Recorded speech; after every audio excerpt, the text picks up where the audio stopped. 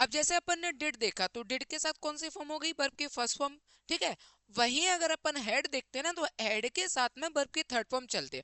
इसलिए मैंने यहाँ पर पूरा लिखा कि डिड प्लस वर्ब की फर्स्ट फॉर्म किस में चेंज हो जाएगा, हेड प्लस वर्ब की थर्ड फॉर्म में, ठीक है। जैसे अपन बाकियों को भी चेंज करते हैं। तो इस पूरे क्वेश्चन में अपन को केवल इतना देखना था कि डिड प्लस वर्ब की फर्स्ट फॉर्म जो है वो किस में चेंज हो जाएगी, हेड प्लस वर्ब की थर्ड फॉर्म में। और हेड प्लस वर्ब की थर्ड फॉर्म केवल एक ऑप्शन मिल रहा था, वही हमारा आंसर हो गया। यानी इतना जो हमने जाना से जाना उसमें देखा ना, उतने की जरूरत नहीं थी। सेंटेंस कौन सा है, इंटरोगेटिव है, नेगेटिव है, या इसका डबल इंटरोगेटिव है, इंपेरेटिव है, इतना भी हमको कोई ज्यादा जानकारी की जरूरत नहीं थी। सेंटेंस हमारा तब भी हेल्पिंग वर्ब से आ रहा था। अगला क्वेश्चन जैसे लिखा, he ask me comma inverted comma have you finished reading the magazines. कोई बात नहीं, इंटरोगेटिव है, अभी हाल फिलहाल इंटरोगेटिव रहने दो। हमें अच्छे से पता है कि हैज और एप का क्या होता है, हेड। हैज और एप का बेटा क्या होता है, हेड। आप यहाँ पर हेड देखो, हेड कहाँ है, ठीक है। आप देखोगे कि हेड कौन कौन से में, यहाँ देखा हेड और ये फिनिश्ड वर्ब की थर्ड फॉर्म, यहाँ देखा हेड और ये फिनिश्ड वर्ब की थर्ड फॉर्म, ये हैव है तो ये हट गया। ये अकेला यहाँ पर देखोगे फिनिश्ड वर्ब की सेकंड फॉर्म है, तो ये भी अपना आंसर हट गया। हमारे पास दो ऑप्शन हट गए और दो ऑप्शन हमारे पास बचे। अब दोनों की बात करेंगे तो अपन को देखना है। देखो सेंटेंस ये लिखा मैंने डायरेक्ट, अच्छे से समझना बेटा, ये लिखा मैंने डायरेक्ट। डायरेक्ट का सेंटेंस अगर इंटेरोगेटिव हो, डायरेक्ट का सेंटेंस क्या हो, इंटेरोगेटिव, तो जब अपन डायरेक्ट से इनडायरेक्ट बनाते हैं, डायरेक्ट से अपन क्या बनाते हैं, इनडायरेक्ट, तो जो इंटेरोगेटिव सेंटेंस होता है वो बनता है सिंपल। और अगर ये सिंपल बनेगा तो इसका मतलब पहले आएगी सब्जेक्ट, पहले आएगा सब्जेक्ट, फिर हेल्पिंग वर्ब, फिर वर्ब, और फिर इसके बाद में अपन क्या लिखेंगे, ऑब्जेक्ट। तो यहां अपन इसमें देखेंगे तो इसको अच्छे तरीके से पहले मैच करो। यहां देखा आई क्या हो गया हमारे लिए, सब्जेक्ट, और हेड क्या हो गई, हेल्पिंग वर्ब, और ये वर्ब की थर्ड फॉर्म। दूसरे वाले में अपन ने देखा तो ये क्या हो गई, हेल्पिंग वर्ब, और आई क्या हो गया हमारे लिए, सब्जेक्ट। हमें कौन सा स्ट्रक्चर चाहिए, पहले सब्जेक्ट चाहिए फिर हेल्पिंग वर्ब चाहिए। तो पहले सब्जेक्ट और फिर हेल्पिंग वर्ब कौन से ऑप्शन में हो रहा है, पहले वाले में, तो इसका मतलब ये भी आंसर हट गया। फिर से समझना, पहले अपन ने हैज और एप पकड़ा, हैज और एप से अपन ने देखा कि हेड आएगा, इससे दो ऑप्शन हमारे खत्म हो गए, केवल दो ऑप्शन बचे। इन दोनों ऑप्शन में अगर अपन बात करेंगे ना, तो ये जो दोनों ऑप्शन दिए, इसमें अपन ने देखा कि डायरेक्ट में सेंटेंस अगर इंट्रोगेटिव दिया हुआ, इंटरोगेटिव दिया हुआ है, तो अपन इनडायरेक्ट में उसे सिंपल बनाते हैं। सिंपल बनाएंगे तो सब्जेक्ट पहले आएगा फिर हेल्पिंग वर्ब आएगी। इन दोनों में देखेंगे तो पहले सब्जेक्ट आ गया फिर हेल्पिंग वर्ब आ गई। यहाँ देखोगे तो ये हेल्पिंग वर्ब है और ये सब्जेक्ट है, तो ये हट गया। इसलिए आंसर कौन सा बचा हमारे पास, पहला वाला, ठीक है। चलिए इसके बाद देखिए अगला क्वेश्चन। अगला क्वेश्चन हमसे कह रहा है, we said comma inverted comma we have done a bar. कोई बात नहीं, वी क्या हो गया हमारे लिए बेटा, सब्जेक्ट, और हैव क्या हो गई, हेल्पिंग वर्ब। हमें अच्छे से पता है कि हैज और हैव का क्या होता है, हेड। आप ऑप्शन उठाओ, हेड कहाँ है, यहाँ पर हेड है और ये हैव है, ये हट गया, ये हेड है और ये सुड है, तो ये हट गया। दो ऑप्शन हमारे पास बचे। अब दोनों ऑप्शन में हम देखेंगे कि क्या हो सकता है क्या नहीं हो सकता। वी को अपन किस में चेंज करेंगे, ही में, ठीक है। तो एक ऑप्शन आपको ही वाला दे रहा और एक ऑप्शन आपको दे वाला दे रहा, यहाँ क्वेश्चन फंस गया। और ये जो क्वेश्चन फंसा हुआ है ना बेटा, ये आपका आंसर आ गया 30% वाले में। ये आपसे मेहनत करा लेगा, मेहनत करा लेगा, और आपके पास इसके अलावा थोड़ी बहुत जानकारी भी होना चाहिए, ठीक है। अब आपको टॉपिक के ऊपर, आपके टॉपिक पर कितनी पकड़ है, उससे अपना आंसर सॉल्व होगा। अब इससे कोई मतलब नहीं है कि हम क्या मैच कर सकते हैं, क्योंकि दोनों ही आंसर सही है, दोनों ही ऑप्शन अपने आप में सही है। अब हमें अपना दिमाग इस तरीके से लगाना है कि जो हमारा एसएससी का डिपार्टमेंट है, स्टाफ सिलेक्शन कमीशन है, जो हमसे पेपर कराता है, उसने कौन से क्वेश्चन को माना होगा, कौन से ऑप्शन को माना होगा। हमें थोड़ा सा अपने दिमाग से खेलना पड़ेगा, सीधी सीधी सी बात है। क्योंकि अगर हम इस टॉपिक को सीखें तो हमको यही समझाया जाता है कि आर वी में जो आई और वी होता है, आर वी सब्जेक्ट में जो आई और वी होता है, उससे उसको अपन आर वी के सब्जेक्ट से चेंज करते हैं। अब अगर अपन वी यहाँ दिया और ही से चेंज करेंगे तो वी को ही से चेंज करेंगे तो ही आएगा, बात सही है। और यहाँ पर वी के साथ में देखेंगे तो अब आ रहा है, वैसे यहाँ पर ही के साथ क्या आ गया, हिज आ गया, ये भी सही है। लेकिन हमें पकड़ना क्या है, हमें देखना है यहाँ पर दे आएगा तो यहाँ पर देयर है, इसका मतलब हमारा ये भी सही हो सकता है और ये भी सही हो सकता है, और दोनों तो होंगे नहीं, ऑप्शन में भी आपको दोनों, आपको किसी एक पर जाना पड़ेगा, और एक पर भी जाना पड़ेगा ना तो ऐसा दिमाग लगाना पड़ेगा आपको कि यार स्टाफ सिलेक्शन कमीशन जो आयोग है हमारा उसने क्या माना होगा, कहीं ना कहीं आपको दिमाग लगाना पड़ेगा। ऐसी स्थिति में अगर आप फंस जाओ तो मेरा मानना ये है हमेशा ऐसी कंडीशन में फंस जाओ तो वी क्या हमारे लिए, सब्जेक्ट। देखो अच्छे से पकड़ना, वी हैव डन अवर, और ये अपन ने लिखा work, we have done our work मतलब हमने, ठीक है।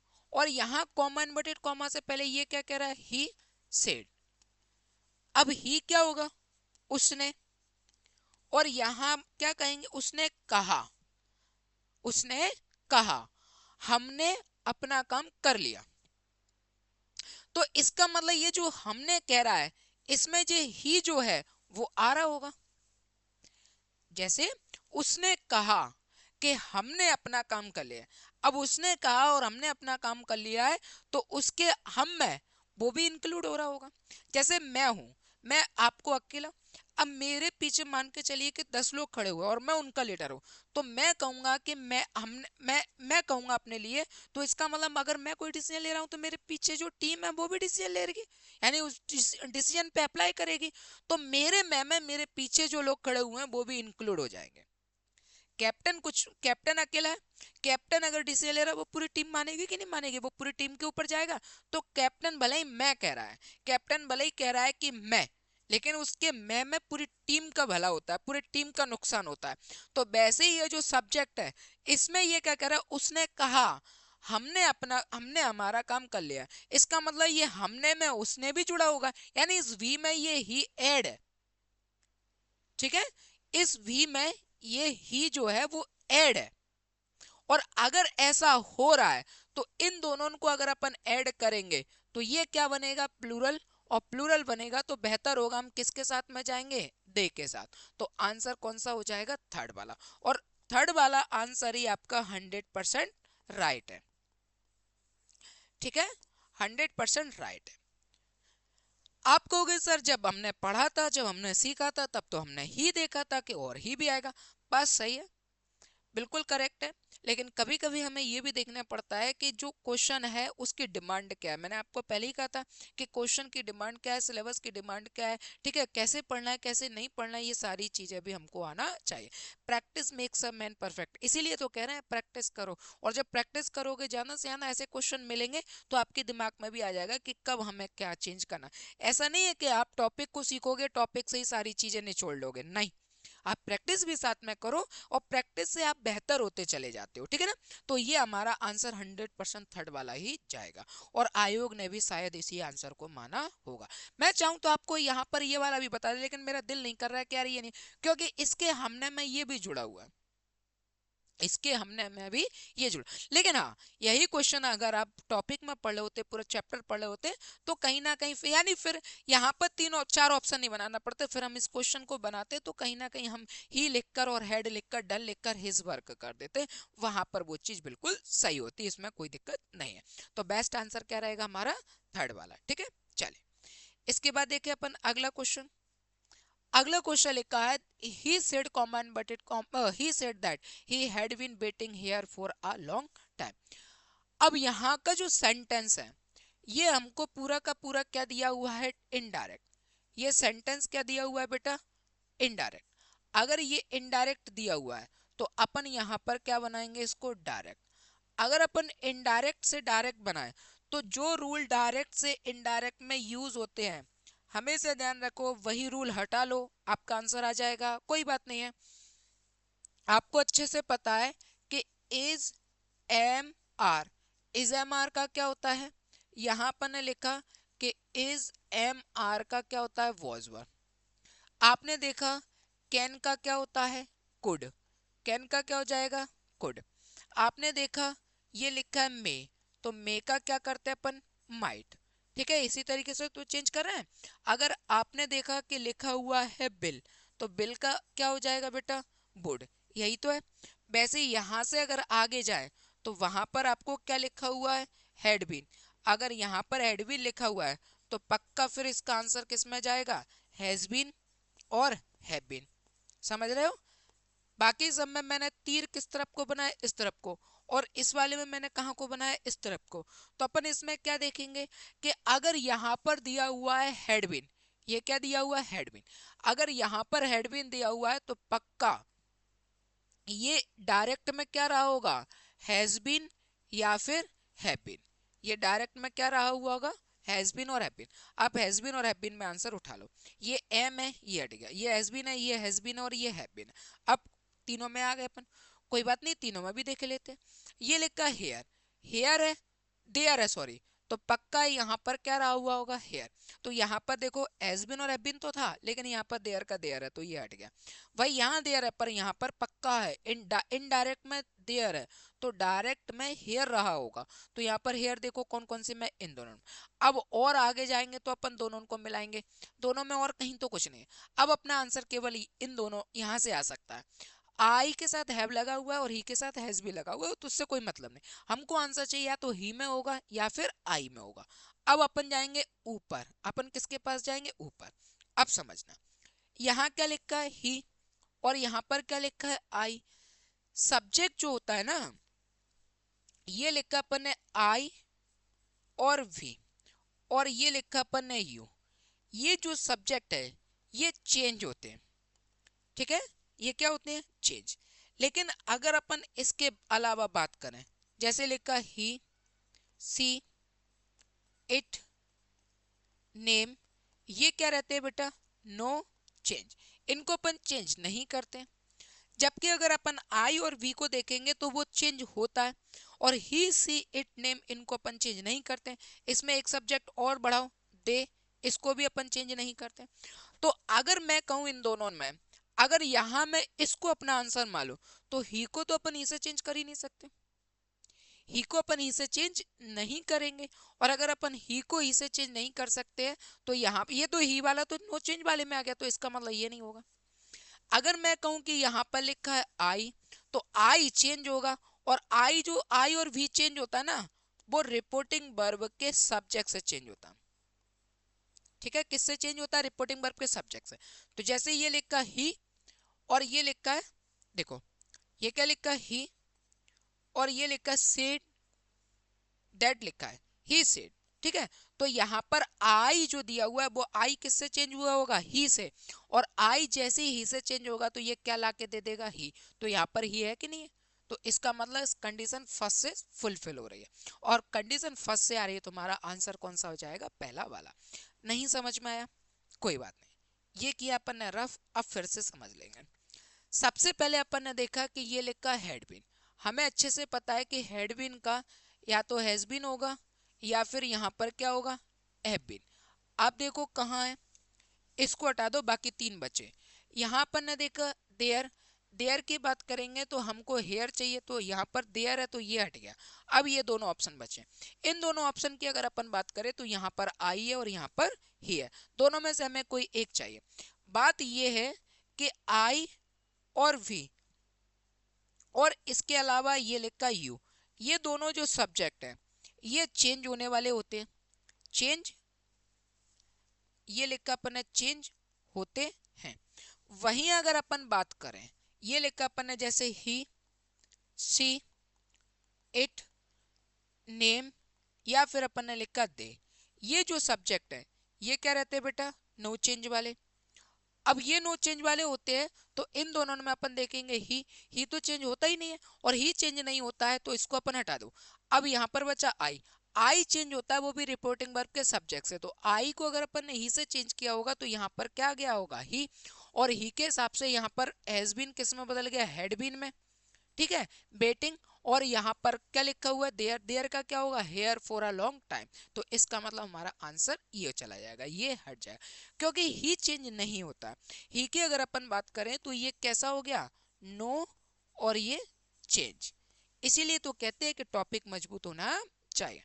प्रैक्टिस करो अच्छी बात है, लेकिन उसके साथ में टॉपिक भी बहुत अच्छा होना चाहिए। ठीक है, चलिए आंसर आ गया पहला वाला, कोई दिक्कत, और फिर भी कहीं डाउट रह जाए तो बेशक कमेंट कर सकते हो। अगला question, please take me to the visitors, said the visitor, कोई बात नहीं है, सीधा सीधा देखो कि प्लीज आ गया, और प्लीज आ गया तो प्लीज किस में चेंज होता है, रिक्वेस्टेड में। आप प्लीज का रिक्वेस्टेड देखो कहाँ कहाँ है, ठीक है, ये रिक्वेस्टेड, ये टोल्ड है, ये रिक्वेस्टेड, और ये वांटेड है, हटा दो, दो तो हट गए। अब कॉमा इन्वर्टेड कॉमा की जगह अपन किसका प्रयोग करते हैं, टू का, ठीक है। आप देखो टू कहाँ, ये टू है, और ये यहाँ पर क्या है, ये फोर है, और ये टू और ये बी, और टू बी के साथ वर्ब की कौन सी फॉर्म आ गई, थर्ड फॉर्म, इसकी जरूरत नहीं है।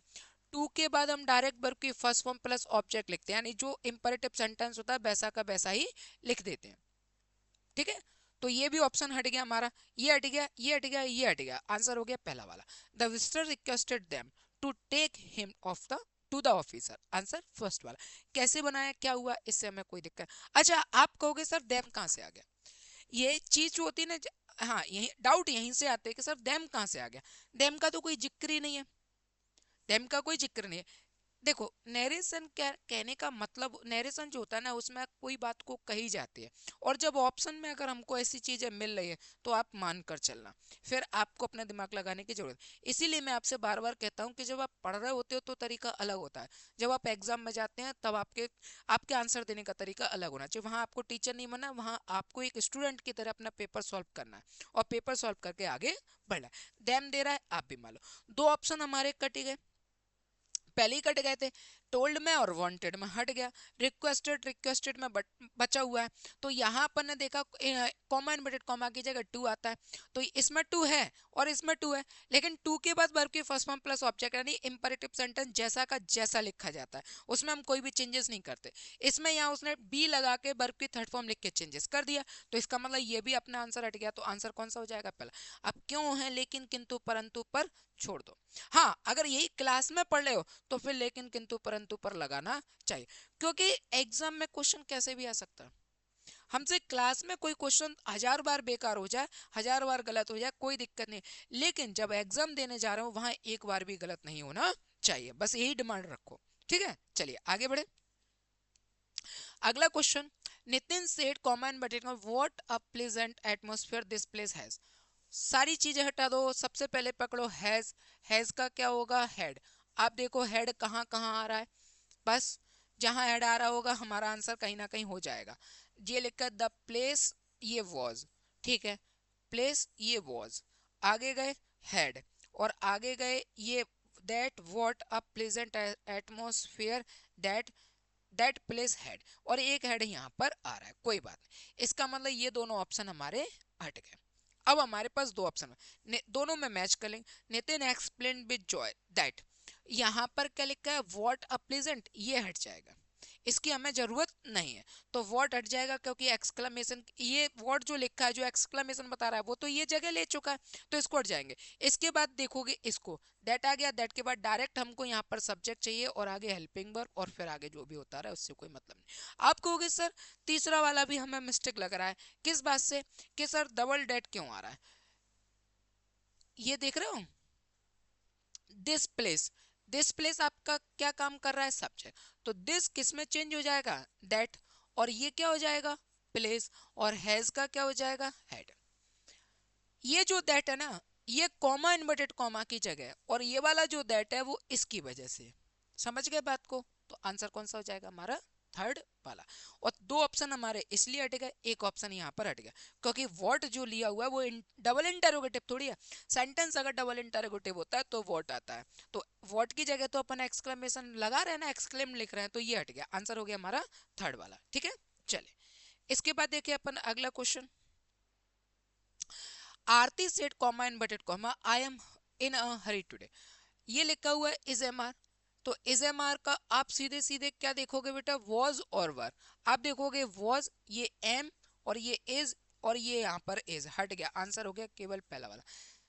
अभी तक का सबसे सिंपल क्वेश्चन मिला था, मिला क्या, सिंपल वो भी थे और सिंपल ये भी, उन्होंने थोड़ी मेहनत करा ली और इसने डायरेक्ट आंसर फेंक दिया। अगर इसी में एक और ऑप्शन वॉज का मिल जाता तो ये भी डिफिकल्ट हो जाता, अगर तीन ऑप्शन मिल जाते तो और ज्यादा लगता, और चारों ऑप्शन अगर वॉज वर के मिल जाते तो फिर आपको और मेहनत करना पड़ेगा। तो क्वेश्चन डिफिकल्ट और इजी से मतलब नहीं होता, आप कितने मजबूत हो उस टॉपिक में आपके ऊपर निर्भर करता है। कोई पेपर डिफिकल्ट और इजी नहीं होता है। आप देखोगे, आप जिस पेपर को घर आकर कहते हो आज तो बहुत टफ क्वेश्चन आया, आज बहुत पेपर जो बहुत हार्ड था, ऐसी बातें करते हो, उसी एग्जाम में कोई पास भी तो हो जाता है, जॉब भी तो ले जाता है। तो उसके लिए कहाँ इजी है।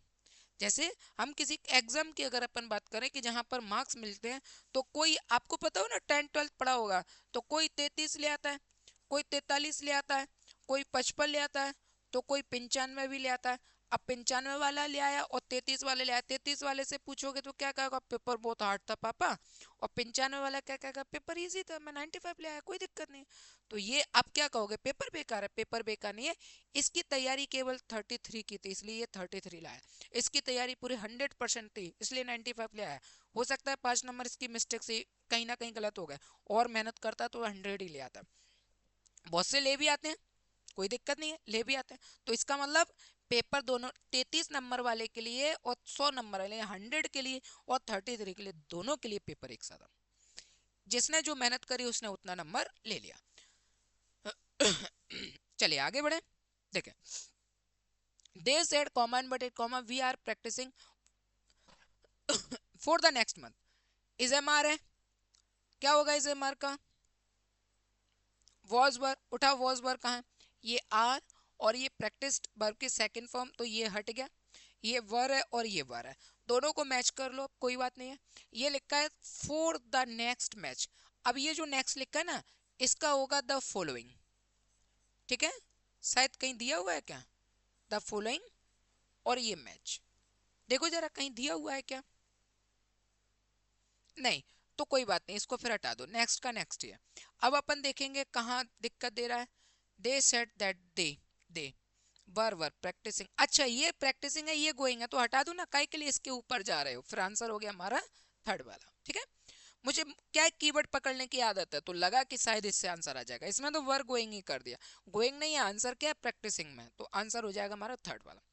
अगला question, he said comma inverted comma long long may you live, your live, इस तरीके के सेंटेंस जो होते हैं ना वो कहलाते हैं ऑपरेटिव, और ऑपरेटिव सेंटेंस में आपको हमेशा मे मिलेगा, हमेशा, और कुछ नहीं है, सिंपल मे का माइट कर दो, ये लो, टाइप कोई भी रख लो, कोई दिक्कत नहीं। पहले वाले में माइट है, इसमें माइट है, इसमें मे है, और इसमें तो कुछ भी नहीं है, तो ये हट गया, ये हट गया, आप दोनों को मिला दोगे। ही सजेस्टेड का सजेस्टेड दैट, ठीक है, my life might be long, और यहां पर क्या लिखा, देखो ऑपरेटिव सेंटेंस में, ऑपरेटिव सेंटेंस ये लिखा अपन ने, ऑपरेटिव सेंटेंस, ऑपरेटिव सेंटेंस में अगर आपको सेड मिले या फिर इसके अलावा सेड टू ऑब्जेक्ट मिले, तो हमेशा याद रखना, आप या तो प्रेड का प्रयोग करोगे या फिर विस्ट का प्रयोग करोगे, ये दोनों पॉजिटिव होते हैं, और नेगेटिव के लिए आप प्रयोग करोगे कर्स्ड का, इसका मतलब होता है कोसना। तो यहाँ पर ये सजेस्टेड हट गया, इसका मतलब आंसर किस में आ जाएगा, सेकंड वाला है, प्रेड में। He prayed that my life might be long, उसने प्रार्थना की कि मेरी लाइफ बहुत अच्छी हो, ठीक है। चलिए आगे बढ़े। अगला क्वेश्चन लिखा है, when did you meet my brother comma inverted comma question mark comma inverted comma close she ask me, कोई बात नहीं, चाहे जब मिल लो आप अपने भाई से। ये लिखा है डिड क्या हो गई, हेल्पिंग वर्ब, मीट क्या है, वर्ब की फर्स्ट फॉर्म, सिंपल उठा लो, डिड और डिड के साथ में वर्ब की first form, did plus verb की फर्स्ट फॉर्म किस में चेंज हो जाएगा, हेड प्लस वर्ब की थर्ड फॉर्म में। आप उठा लो हेड प्लस वर्ब की थर्ड फॉर्म कहाँ कहाँ दिया हुआ है, ये डिड मीट है, ये हट गया, ये डिड है, ये हट गया। ये देखो आस्क दिया हुआ ना, तो वांटेड नो की हमें जरूरत नहीं है, आंसर हो गया थर्ड वाला। सेंटेंस को अगर ओरिजिनली सेंटेंस को देखें तो एक तो डायरेक्ट में दिया है, डायरेक्ट के दो भाग होते हैं, आरबी और आरएस, इसने क्या कर दिया, आरबी और आरएस को भी चेंज करके रख दिया था, पहले आरएस का भाग दे दिया, बाद में आरबी का भाग दे दिया, जबकि होना क्या चाहिए था, पहले आरबी का फिर आरएस का। कोई दिक्कत नहीं, हमने सबको नजरअंदाज किया और सब चीजों को नजरअंदाज करके केवल हमने इन दोनों पर ध्यान दिया। जैसे हमने देखा कि डिड प्लस वर्ब की first form, did plus verb की फर्स्ट फॉर्म चेंज होता है हेड प्लस वर्ब की थर्ड फॉर्म में, ये इसमें चेंज होता है। तो यहां से अपन गए, ये ऑप्शन हट गया था, ये ऑप्शन हट गया, अब अपने पास केवल ये दोनों ऑप्शन बचे, तीसरा वाला और चौथा वाला। तीसरे वाले और चौथे वाले में देखेंगे तो देखते ही क्या आंसर आ रहा है कि ये तो होगा ही नहीं, तो आंसर बचा था केवल थर्ड वाला। ठीक है, चले इसके बाद फिर आगे बढ़े। अगला question, do you want balloons, comma inverted comma close and question mark close, he said to the child. कोई बात नहीं है यार, कोई दिक्कत। ये लिखा डू, डू क्या हो गई, हेल्पिंग वर्ब। यू क्या हो गया हमारे लिए बेटा, सब्जेक्ट। वांट क्या है, वर्ब की फर्स्ट फॉर्म। ठीक है, अब हमें पता, अच्छे से पता है कि डू और डज ये अलग हो जाएगा, समझो। सबसे पहले अपन ने लिखा डायरेक्ट, और डायरेक्ट के बाद ये लिखा अपन ने इनडायरेक्ट। ठीक है, अगर डायरेक्ट में आपको टेंस मिलता है प्रेजेंट इंडेफिनिट, क्या मिलेगा, प्रेजेंट इंडेफिनिट। तो प्रेजेंट इंडेफिनिट का चेंज होता है पास्ट इंडेफिनिट में। ये किस में चेंज हो जाएगा बेटा, पास्ट इंडेफिनिट में। अगर प्रेजेंट इंडेफिनिट का इंटेरोगेटिव है, ये सेंटेंस क्या है, इंटेरोगेटिव, तो यहां पर जो सेंटेंस बनेगा, ये सेंटेंस कैसा बनेगा, सिंपल। यानी पास्ट इंडेफिनिट का क्या बनेगा, सिंपल। और पास्ट इंडेफिनिट का सिंपल क्या होता है, सब्जेक्ट प्लस वर्ब की सेकंड फॉर्म प्लस ऑब्जेक्ट, ये होता है इसका सिंपल। इसका मतलब आप इसमें ले आओ इसको, तो यहां पर इसमें लेकर आएंगे ना, तो आप केवल ये देखो कि वर्ब की सेकंड फॉर्म ये लिखा है वांट, तो यहां पर क्या दिया लिखा हुआ है, ये लिखा है डू यू वांट। ठीक है, अब ये जो वांट वर्ब की फर्स्ट फॉर्म है, ये किस में चेंज हो जाएगा, सेकंड फॉर्म में। यानी सेकंड फॉर्म क्या हो जाएगा, वांटेड। आप इसको देखो कहाँ है, क्या हमारा आंसर इससे आ सकता है क्या अकेले से, ये वांटेड क्या है, वर्ब की सेकंड फॉर्म। ठीक है, ये हेड प्लस वर्ब की थर्ड फॉर्म है, तो ये हमारा आंसर नहीं होगा, क्योंकि ये डू में दिया, अगर डिड होता तो हेड हो जाता, तो ये आंसर हट गया।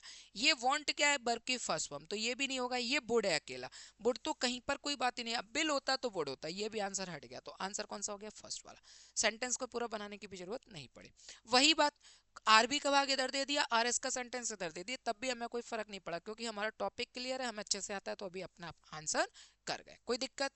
फिर से एक बार समझ लो, इंटेरोगेटिव सेंटेंस पर कौन सा, डायरेक्ट और इनडायरेक्ट। डायरेक्ट में प्रेजेंट इंडेफिनिट का टेंस है, तो इनडायरेक्ट में ये पास्ट इंडेफिनिट का बनेगा। अब ये प्रेजेंट इंडेफिनिट का इंटेरोगेटिव है, चूंकि इंटेरोगेटिव सेंटेंस को जब अपन इनडायरेक्ट में चेंज करते हो तो उसका सिंपल बनाते हैं, तो इसका मतलब ये प्रेजेंट इंडेफिनिट के अकॉर्डिंग ये किसका सिंपल बनेगा, पास्ट इंडेफिनिट का सिंपल। और पास्ट इंडेफिनिट का सिंपल क्या होता है, सब्जेक्ट प्लस वर्ब की सेकंड फॉर्म प्लस ऑब्जेक्ट। तो बस आप इसमें से ये हेल्पिंग वर्ब थी, ये सब्जेक्ट था, वांट क्या थी, वर्ब, तो केवल वांट उठा लो। वांट किस में चेंज हो जाएगा, वांटेड में, सेकंड फॉर्म में। पूरे ऑप्शन में केवल एक ही जगह था, तो आंसर हो गया हमारा ये वाला। ये क्यों नहीं हुआ, क्योंकि हेड प्लस वर्ब की तरफ जैसी हेल्पिंग वर्ब के हिसाब से चले, तो ये इससे और ज्यादा बात करने की अपन को जरूरत है नहीं। आगे बढ़े, देखो अब नहीं है क्वेश्चन, कोई बात नहीं। देखो अब इसके बाद बेटा जिस तरीके से अपन ने क्वेश्चन बहुत अच्छे से पढ़े हैं, और क्वेश्चन में मैंने एक एक वेरिएशन जो आपको बताया, ठीक है, उसी तरीके से आपको सिलेबस भी अच्छे तरीके से पढ़ना चाहिए। अगर आप इंटरेस्टेड हो और सिलेबस को पढ़ना चाहते हो, कहीं ना कहीं आप ग्रामीण सेक्शन से हो, या इसके अलावा गवर्नमेंट स्कूल से, आपकी इंग्लिश बेकार है और इंग्लिश बिल्कुल जीरो लेवल से पढ़ना चाहते हो और अच्छी इंग्लिश पढ़ना चाहते हो, तो आप एप्लीकेशन डाउनलोड कर सकते हो। एप्लीकेशन पर मैं लाइव क्लास पढ़ा रहा हूँ, आप उसको ज्वाइन कर सकते हो, the Naval sir group of education में। ठीक है, कोर्स फीस बेटा मैंने केवल 799 रुपये रखी है, क्योंकि आपको न्यू ईयर का ऑफर देना चाहता हूँ। ठीक है, फिर भी अगर आप लोगों को मुझसे किसी भी तरीके का कांटेक्ट करना है तो 9584121421 इस पर आप व्हाट्सअप कर सकते हो। ठीक है, आप इस पर व्हाट्सअप कर सकते हो।